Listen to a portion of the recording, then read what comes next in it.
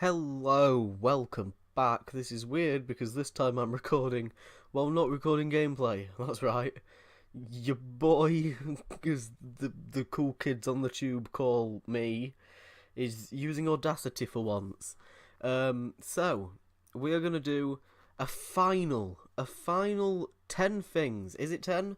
1, 2, 3, 4, 5, 6, 7, 8, 9, 10. Yes, it is 10 things.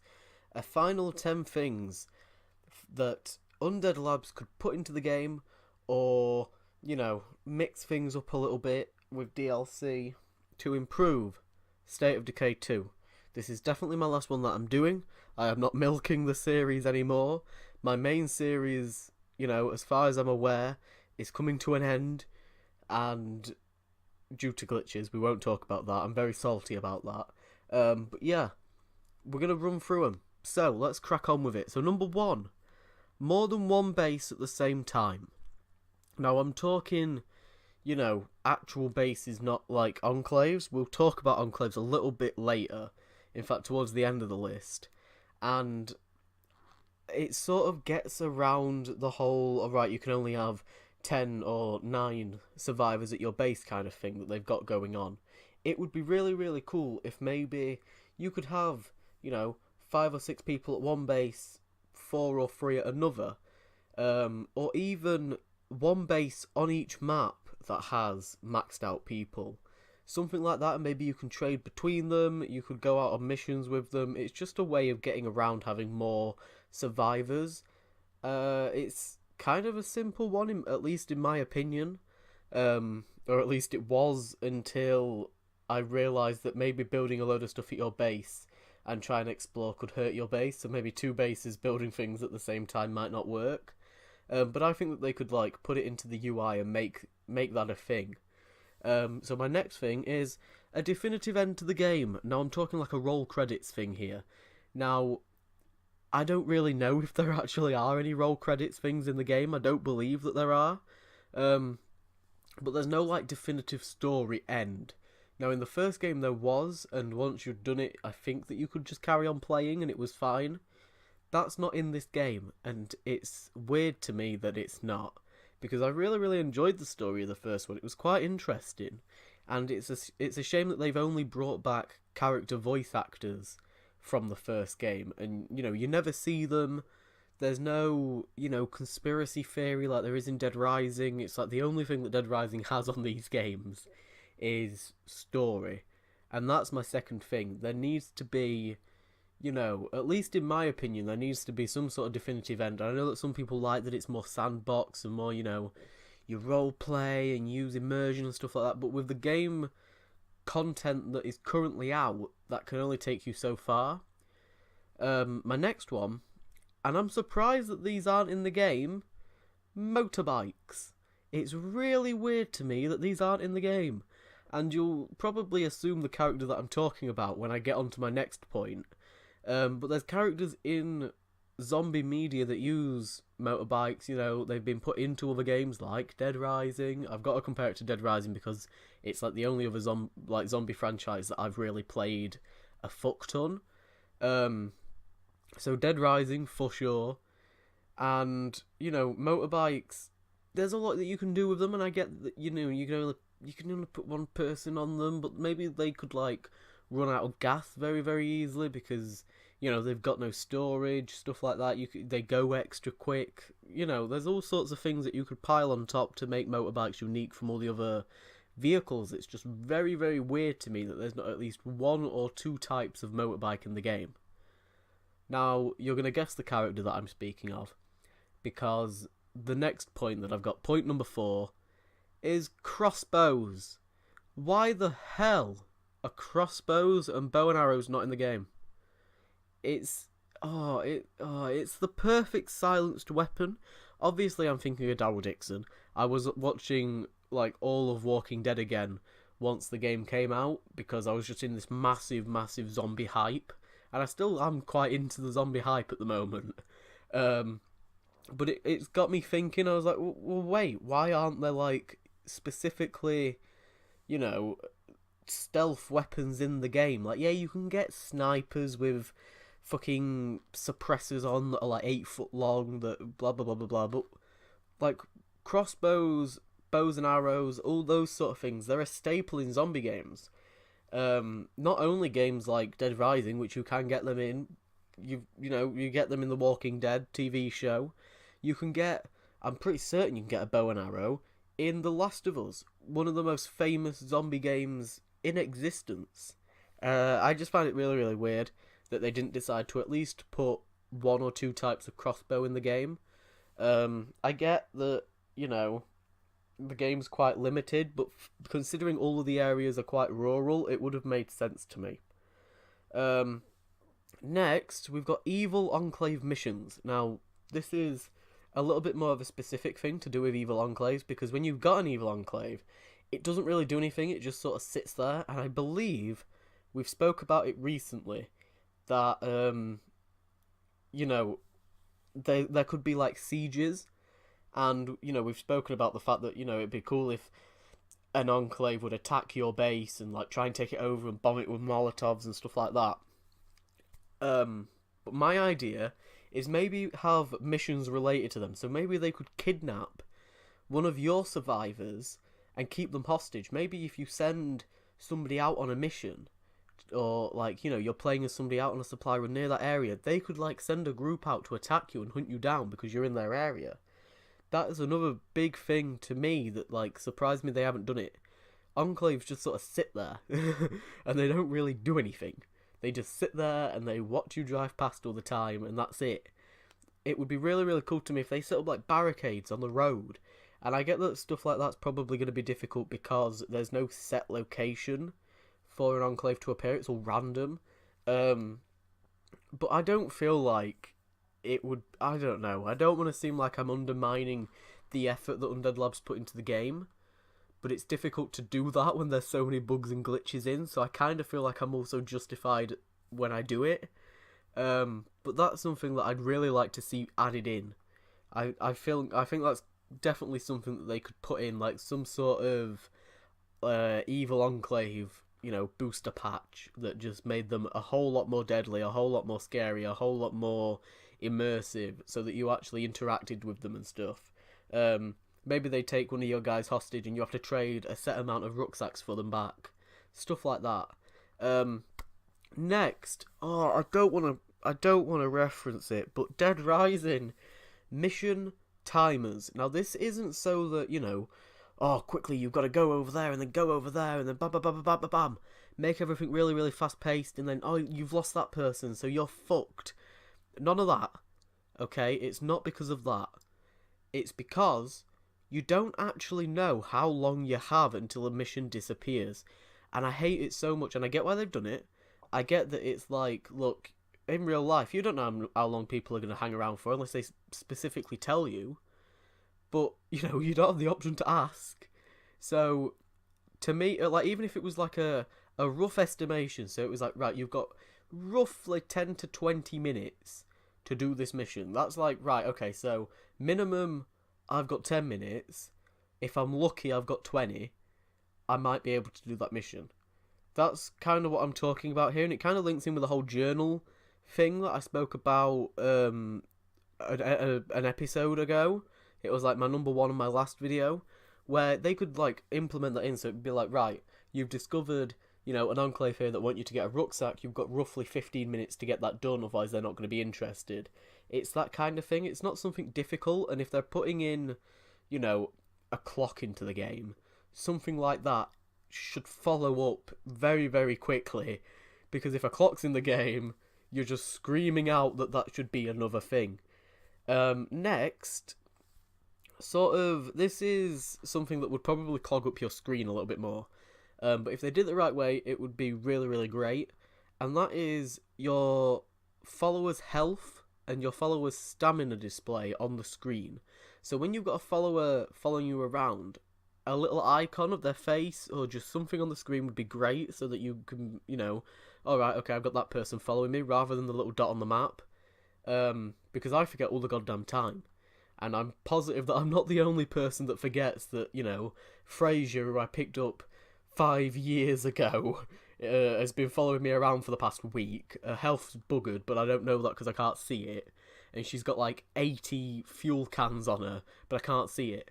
The ability to check their inventory. I know that you can switch to that person, which I guess makes up for everything.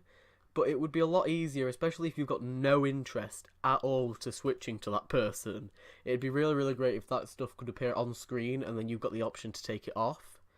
That one's a little bit of a less one. As I've said it out loud, I'm like, actually, switching to that person would be easy as shit. Unless you've got like a glitch or they're far away, you left them somewhere. My next one, in fact, my next two are really, really possible ones. So my next one is something in relation to DLC. I've said multiple times that I reckon as DLC they're going to bring in new locations, new settings for us to visit, new towns and stuff like that.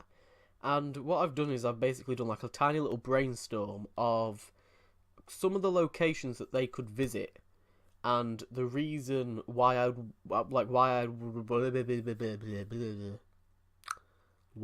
would want them.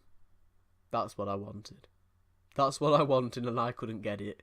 So my top one is a snow town, because I really want to play State of Decay in the snow.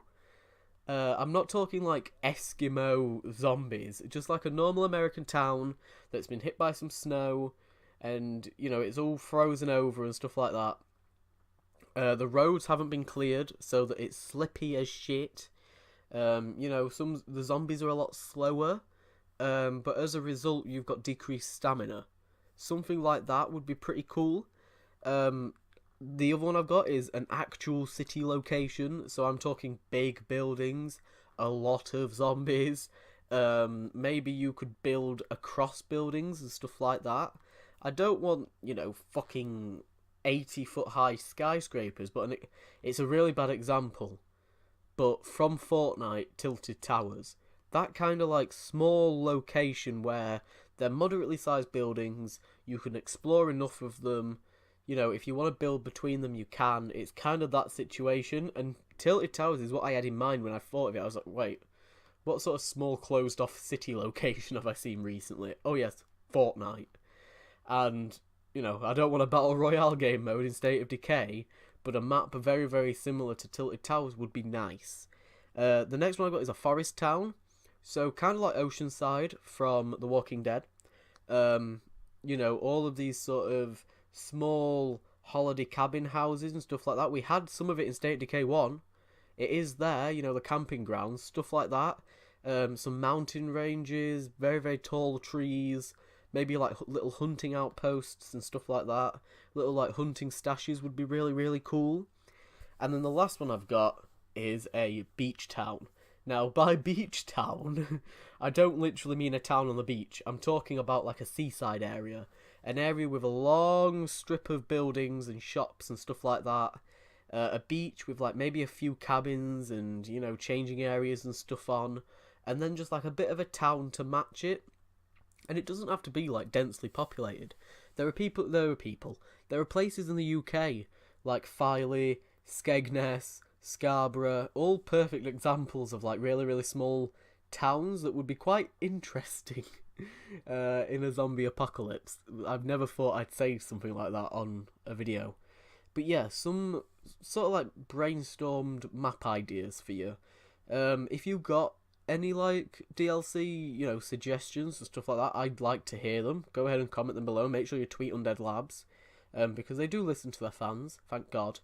But we're going to move on to number 9, or 19 as it's listed down here for some reason. And this is the one that I would recommend above everything else. And, I said when I was making these lists that I weren't going to include, like bug fixes and glitches and stuff like that. This is mod support. Now, this is the one that I'm, pushing for the most, because I've played games like Skyrim, Fallout, City Skylines that have all got mods. Minecraft has even got like it's sort of like a modding workshop. It's a mod store, but you have to pay for that.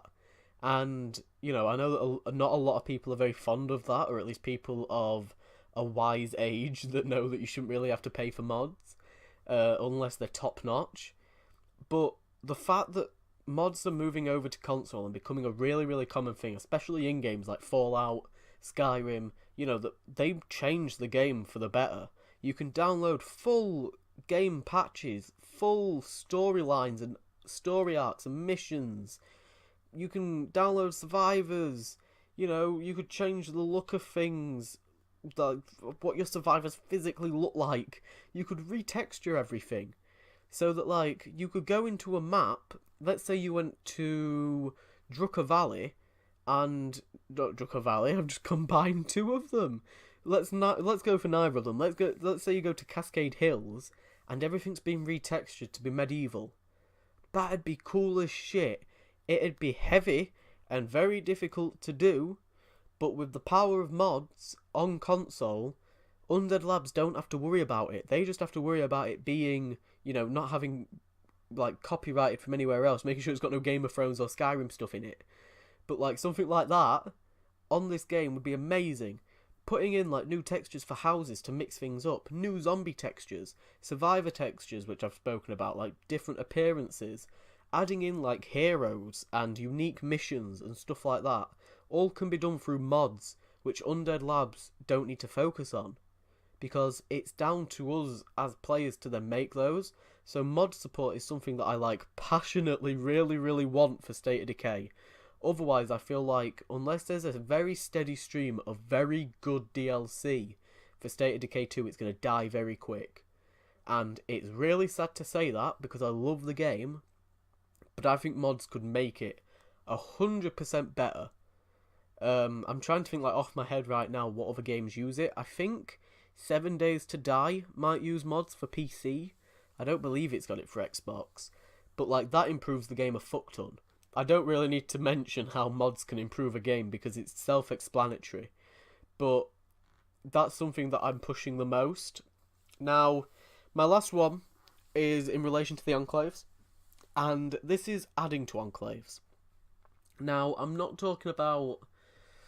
I don't know how to phrase this. Let's break it down. So, I like the concept of, if I did a State of Decay 1 video, I was doing a breakdown series to the build up State of Decay 2, and I had on one of my breakdown rounds a base in the original town, and it had two little enclaves beside us, and I called us the colony, and it was all role play, and it was right, we're here, we've got two sets of neighbours, we own this little block of houses. It's great, it's awesome, it looks cool, roleplay, but you can't do anything with enclaves in the game, and you've never been able to do anything with enclaves in the game. You only really gain some sort of production value from them, or some sort of bonus, and the ability to use your storage locker, which I've never fucking done. So the ability to add maybe defenses to them, maybe add more people to them, that would be amazing. So, kind of what I said before, where, having more than one base, enclaves would be mini bases, where you could only have maybe 3 people at them, but you could play as those 3 people and switch to those 3 people, and those 3 people could build tiny little things to improve their enclave. So they could build something like a storage place so that they can create more product. It wouldn't be a physical visual thing, you would just have it. And it would just be in the menus. Another thing is, they could have a parking spot. They could, like I said before, barricade the house. Something like that, so that if they get attacked, you don't really need to be concerned. I mean, they don't get attacked anyway. So, because for some reason you don't actually put people in the enclaves in-game. I'm assuming because you can't have that many people.